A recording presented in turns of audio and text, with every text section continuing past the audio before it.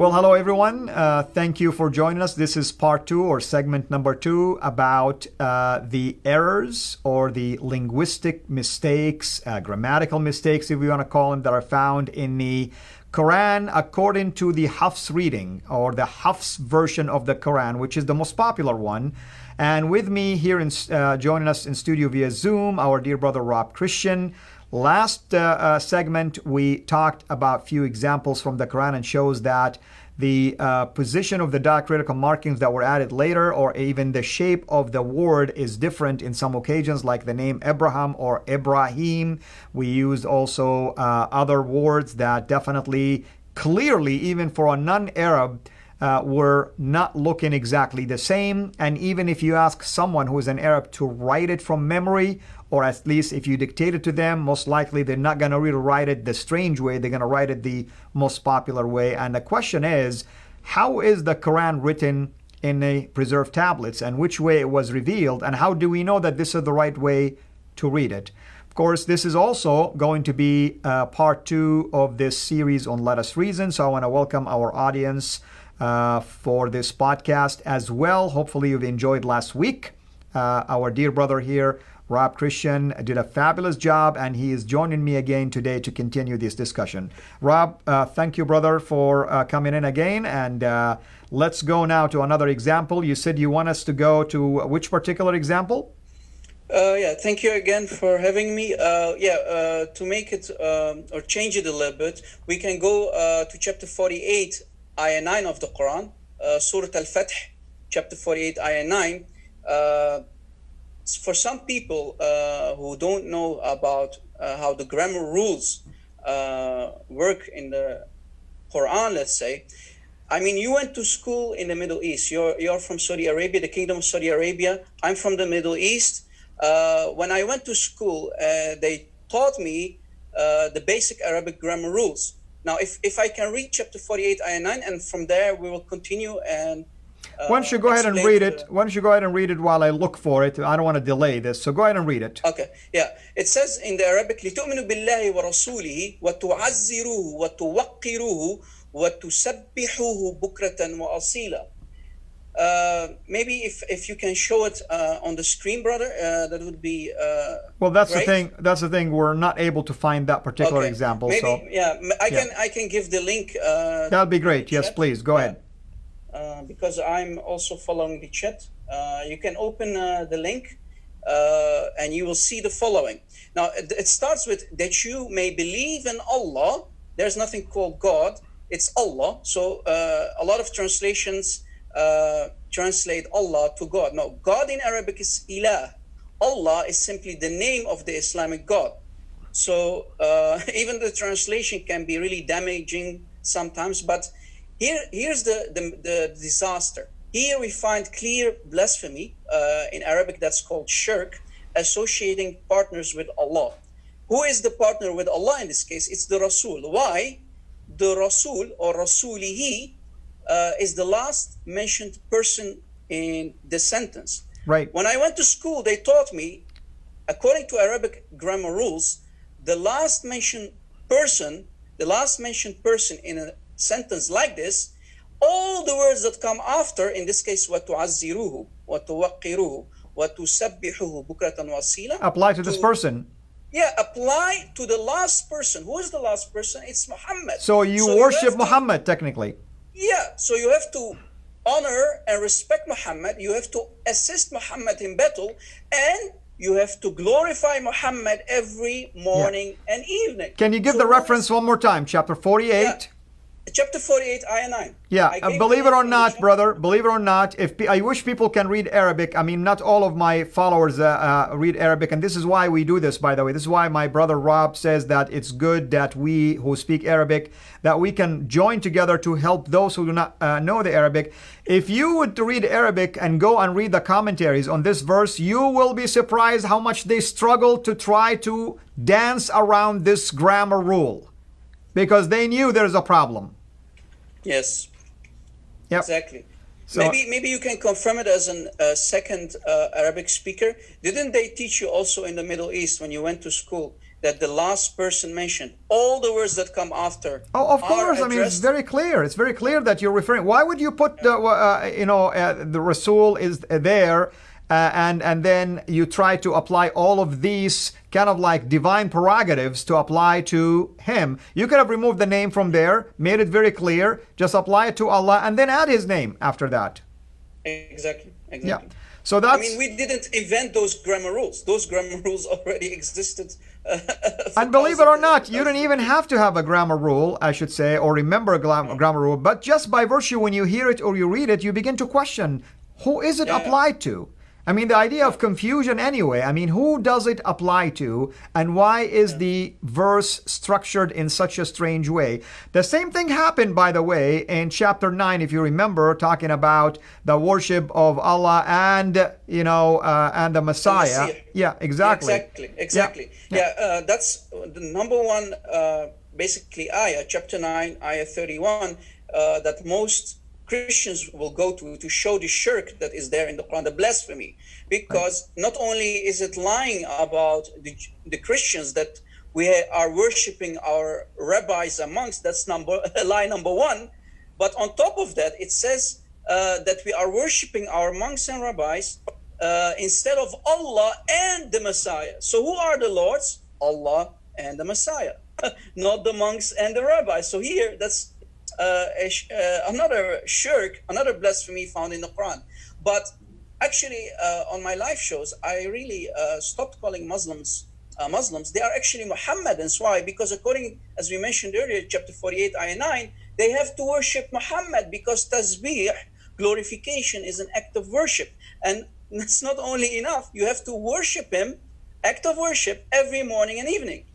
That's right. That's right. And again, hopefully everybody's enjoying this, show, and enjoying also this podcast, because we're talking about some serious issues here. Now, if you're not an Arab speaker, you may think of us just wasting your time right now with stuff that you are unable to comprehend. We're going to do our best, of course, to explain to you what's going on. But in the Quran, and oftentimes in the same verse, by the way, you'll find words that are written in different ways. The structure of the word, the rasm in Arabic, is done differently. And even an Arab speaker, if they do not see it and you try to pronounce it to them, they may write it differently, because they will write it the way that it should be written versus the way that the Quran actually is trying to write it. And that's really the problem that we're faced with. Supposedly the Quran is preserved in those tablets in heaven, and it was revealed from Allah to Muhammad through the mouth of Gabriel, and then it was memorized and written down. And yet when you look at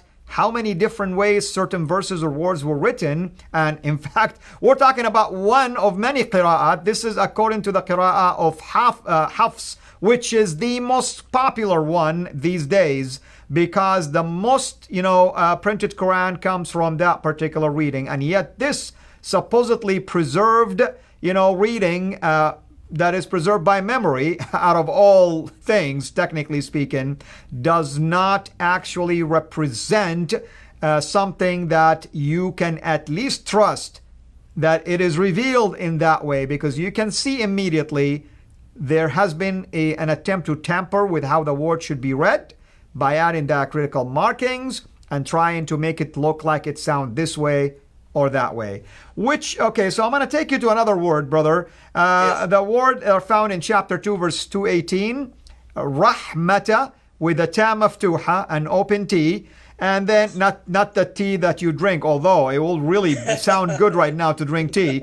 And in chapter 3, verse 8, the same word is written with what we call the ta marbuta, or the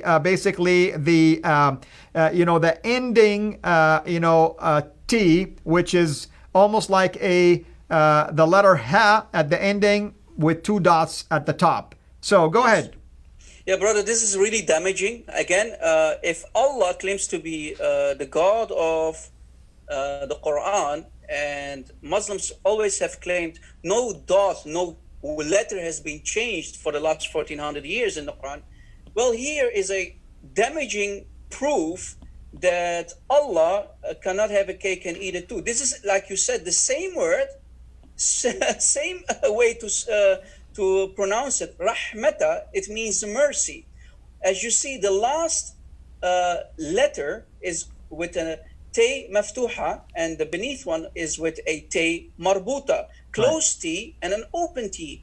Right. If you, as Allah, claim to be God of the universe, the creator of everything, you cannot make such huge mistakes and create such disasters for your followers, i.e. the Muslims. And also, let's keep in mind that when the Quran initially written, early Quranic manuscript, those so-called diacritical markings were not there. So I'm going to argue, what if the word at the top that I'm showing you with the ta maftuha right now, this open T, that's what I mean by the ta maftuha, this one, this shape, what if it meant rajamta?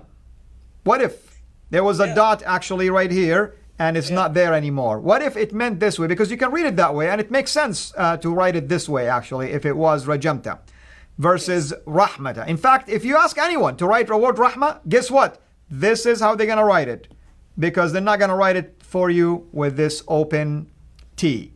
Anyway, this is the kind of stuff that we're dealing with. Again, what are we talking about? It's the issue of the preservation of the text of the Quran, and also the issue of the clarity of it. It says the Quran brags about stuff that it's a text basically that is has a clear explanation. It has details in it, and many times you'll come across articles that are saying this is the standard for the Arabic grammar right here.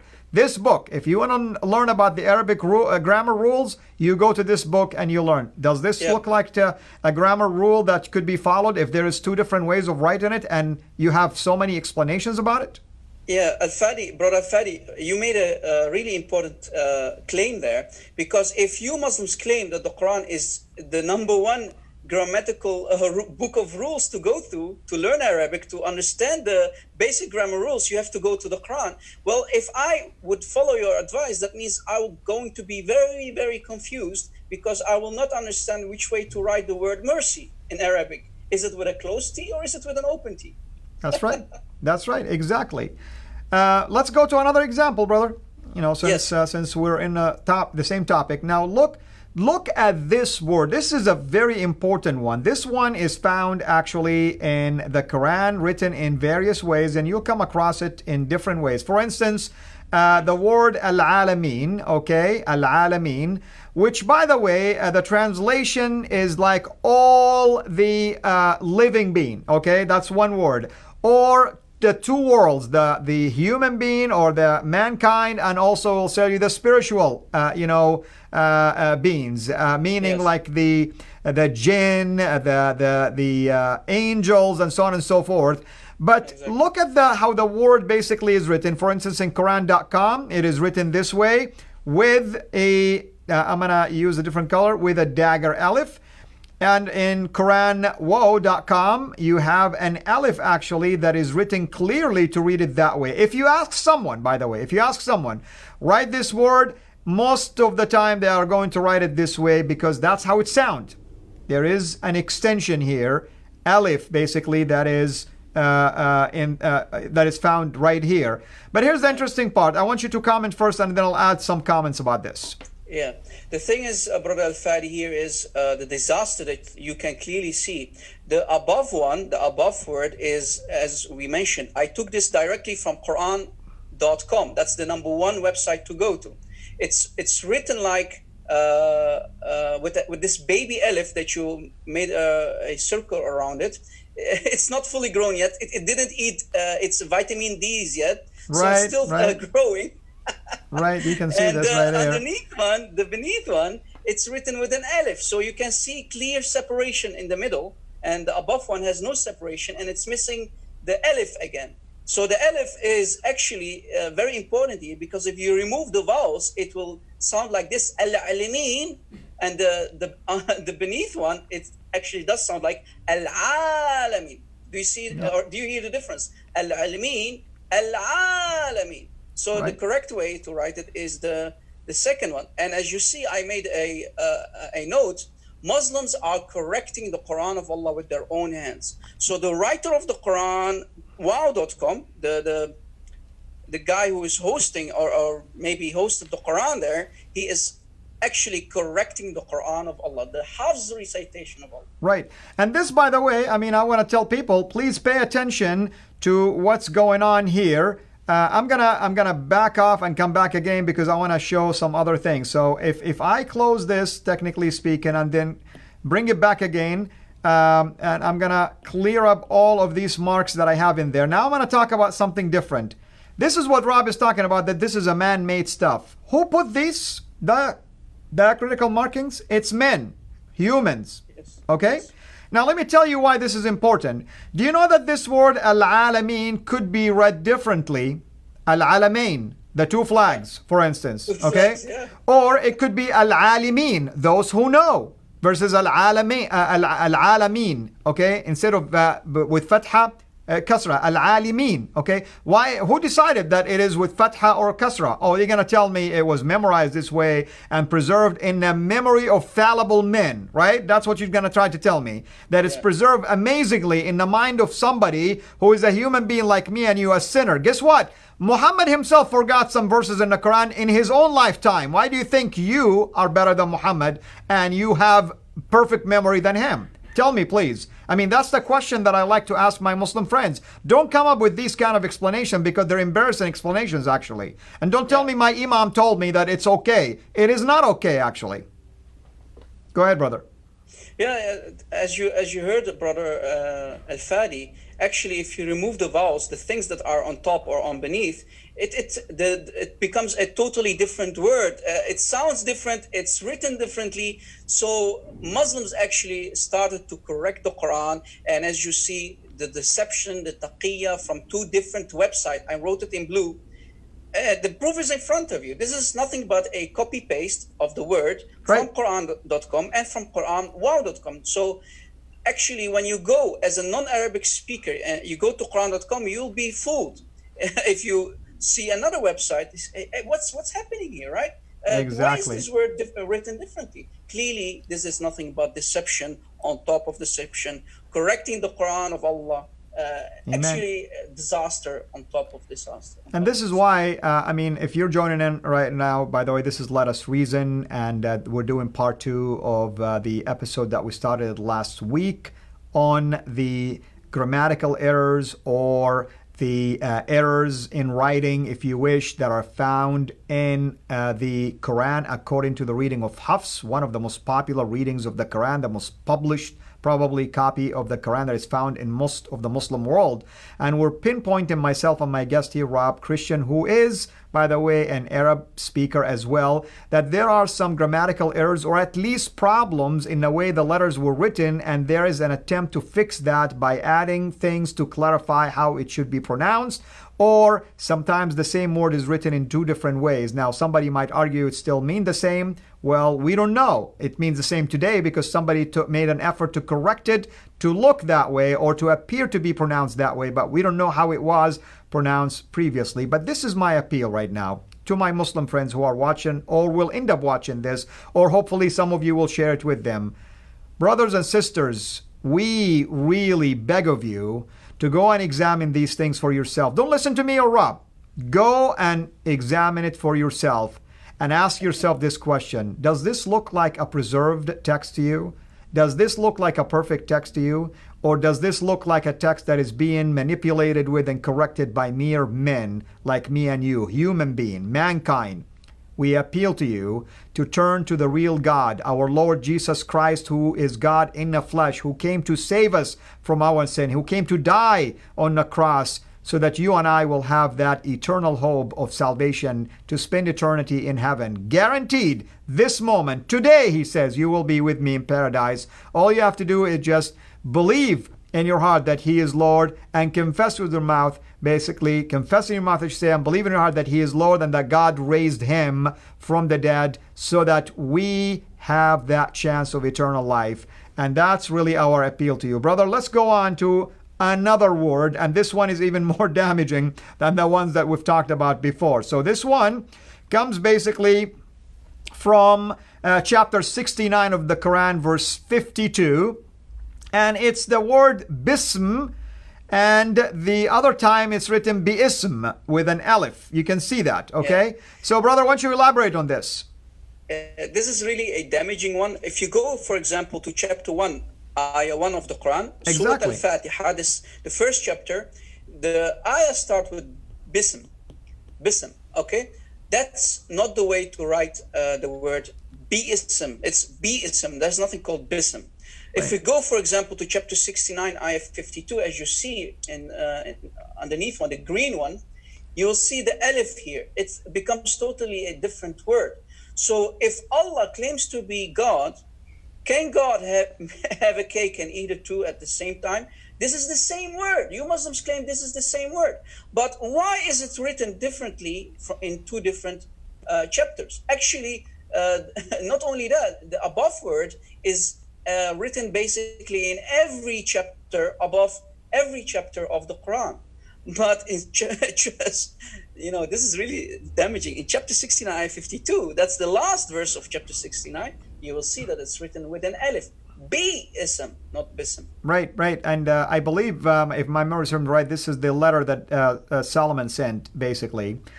And many, I'm just going by memory right now. Don't quote me, guys. So I know that there is the verse that the letter that Solomon sent has this basmala, we call it. And many times our Muslim friends will tell you, you know what an amazing miracle. Look, the Quran has 114 chapters. 113 of them have the word Bismillah, and then the missing one in chapter 9, which that's a whole different topic, by the way, somehow is found in the letter that Solomon sent. So I tell him, so you're telling me Solomon inspired the Quran, basically. That's what you're saying. And second of all, let me ask the question, is the word Bismillah that is found basically at the top of every verse in the Quran except chapter 9, is that a revealed word? Is that an inspired word? Is that something added? And there we get into a debate usually as a result of this.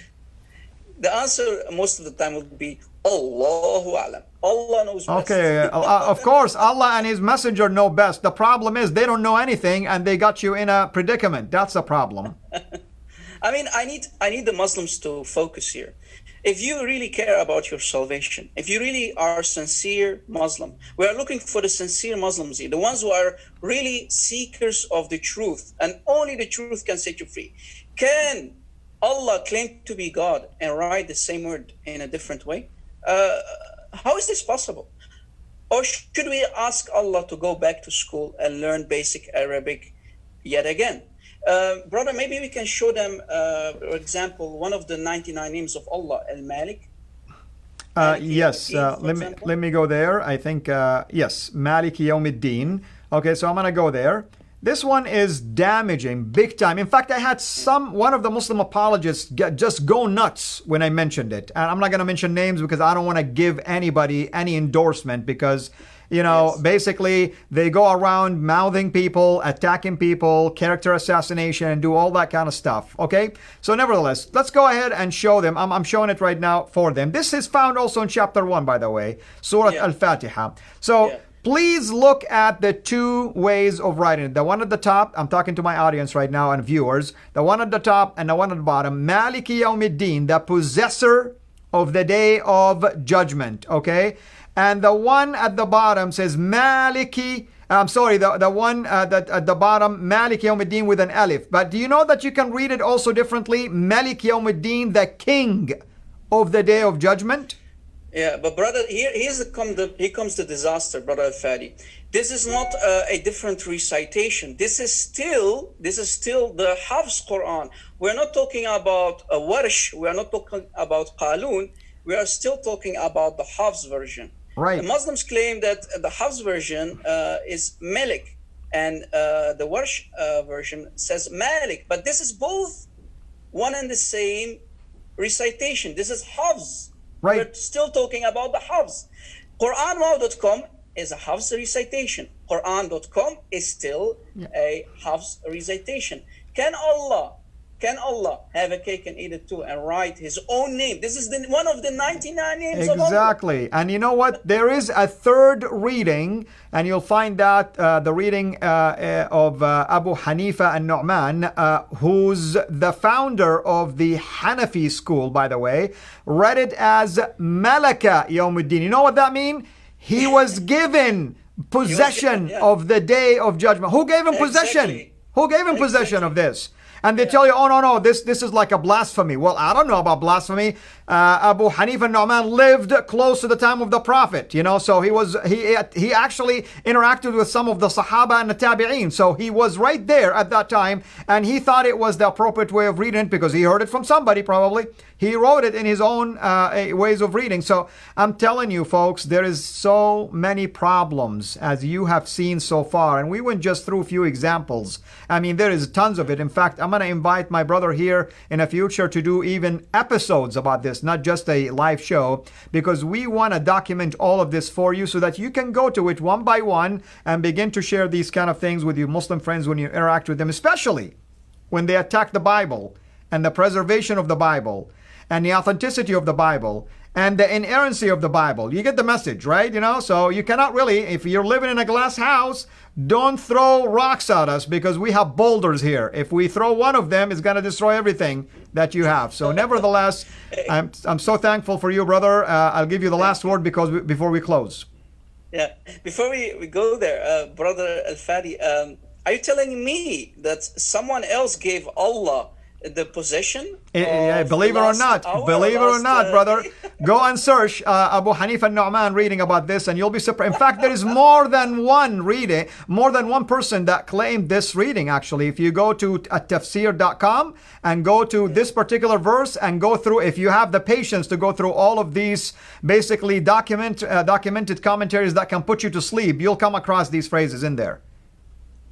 So basically we can say that there are not one but two Allahs, Allah number one and Allah number two. One is giving the possession of the last hour or last day, let's say, to Allah number two. That's right. And he did declare himself that he's an heir. He did declare himself in the Quran as an heir. Yes. So that tells us all. So brother, thank you so much for being with us. Thank you for those who have joined us in this podcast, Let Us Reason. And thank you for our viewers who are watching us right now live on Facebook. If you want to go back to this episode, you can go to the post on Facebook, basically at my page, alfadi.com. I'm sorry, Alfadi, I say alfadi.com, alfadi.sira, C-I-R-A. It's been a long day, by the way. Alfadi.sira, and go to the post for December 19th, and you'll be able to watch this particular one. Or you can go to our website, Sira International, and go to the section about Let Us Reason, and you'll be able to find this one as well.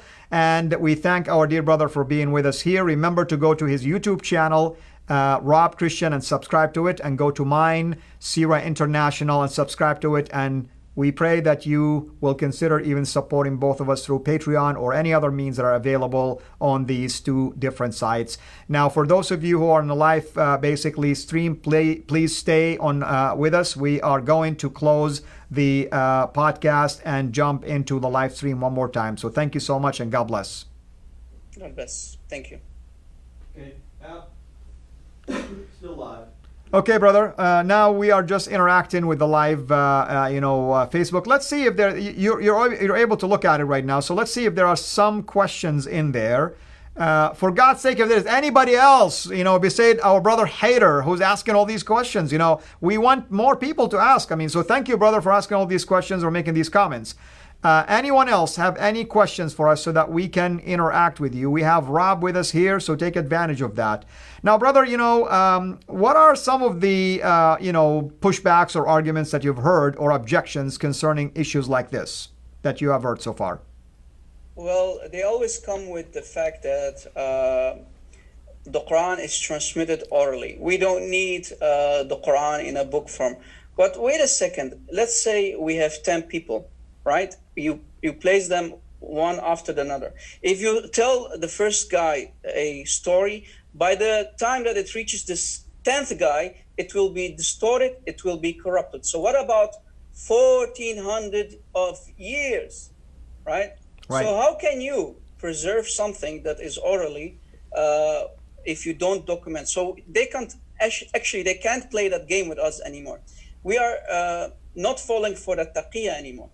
Right. It cannot work through orally because humans tend to forget something. And you said that earlier. You made a really important claim. Muhammad himself used to forget ayahs. People used to come to tell him about ayahs that he forgot. He said, thank you for reminding me about that ayah. So if Muhammad himself used to forget ayahs, what about the many Sahaba who died in that battle, and many ayahs were lost in that battle. So they took those ayahs of Allah with them in death. Right. And Muhammad himself mentioned to go to 4 people. Two of them is Ubay ibn Ka'b, and the number one guy, Ibn Mas'ud. Now, Ibn Mas'ud, his Quran used to be 111 chapters. Ubay ibn Ka'b had 116 chapters. But Zayd ibn Thabit, who was ordered by Uthman to collect the Quran, right, his Quranic Mus'haf had only 114 chapters. Correct. So which Quran are you talking about? Are you talking about the 116 chapter of Ubay? Maybe the Ibn Mas'ud, the number one guy that Muhammad himself told you to go to, he had only 111 chapters. He did not include Surah Al-Fatiha, by the way, because according to him, it's only a prayer. That's right. And he didn't include chapter 112, 113 and 114. He also believed it was a prayer. And in that case, a prayer to cast out basically the magic, that was basically on the Prophet himself, to fin it off, because he was... Yeah. Exactly. Yeah. So which Quran are you talking about? Which Quran actually did you memorize orally through all these years? Is it the 111 chapters? Is it the 114 chapters or the 116 chapters? That's right. That's right. So you have to deal with all these problems first before you talk about orally transmitted. Very good. So we'll give people maybe a few more minutes, depending if they're asking questions or not, because we cannot really stay on the air for too long. I want our brother here to also go on with his daily things. It's getting late where he is, and at the same time, I am getting ready also to leave town. So we're so thankful, of course, for all of you for joining us in the last couple of days. Hopefully, you've enjoyed the live streams that we've done with Jay Smith and with Sam Shamoun, and in the future we'll do more of this with Rob and with David Wood and others. We have really a wonderful lineup that is coming soon here next year. Rob Christian is one of those people that I wanted to introduce you, and it's very important for me. Why Rob is important? Because he speaks Arabic. Hopefully Christian Prince, I talked to him, by the way, and he couldn't join us this time, but in the future hopefully he can join us as well to do some work with us as well, whether he and I or he and I and Rob and others, because that's important for us to present to you as Arab speakers some of these problems that are found in the Quran or also in the teachings of Islam that are exclusively mentioned usually in the primary sources in Arabic, where you cannot find them actually in English or translated in English, simply because there is lack of resources that are available in English, or there is fear of translating it and publishing it and exposing some of the errors or the problems that are found in it. So this is why we hope that you find these live streams to be helpful. Use them, post them, share them, and learn from them. Send us comment. We welcome any ideas or suggestions about things that you guys are coming across in your witness. And brother, I hope you can join us again as well in the future to do more and more of things that you're passionate about. I know you've done, I think you did also some topics about this. Did you ever debate anyone about these topics, about this issue, I should say?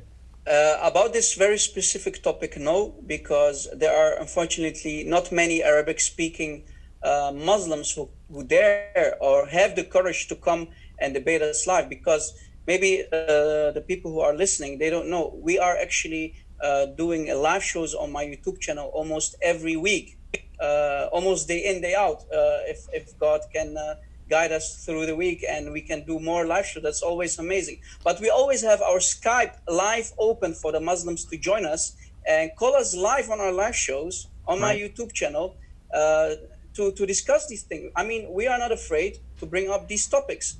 But unfortunately, not many Muslims know Arabic, and we can conclude after those so many years that actually the Muslims who don't speak Arabic, who don't write Arabic, they are fallen victim to this man-made political ideology, because unfortunately the translators of the Quran are nothing but deceivers. So if there's any Muslim who has the courage and the knowledge, they are free to call us live, and hopefully we can have a nice and respectful discussion with the Muslims. And by the way, Rob is not really kidding when he says some of the translators of the Quran are deceiving you. And how do we know this? Just go and look at the translation. They insert words in brackets. What does that tell you? The word is not there.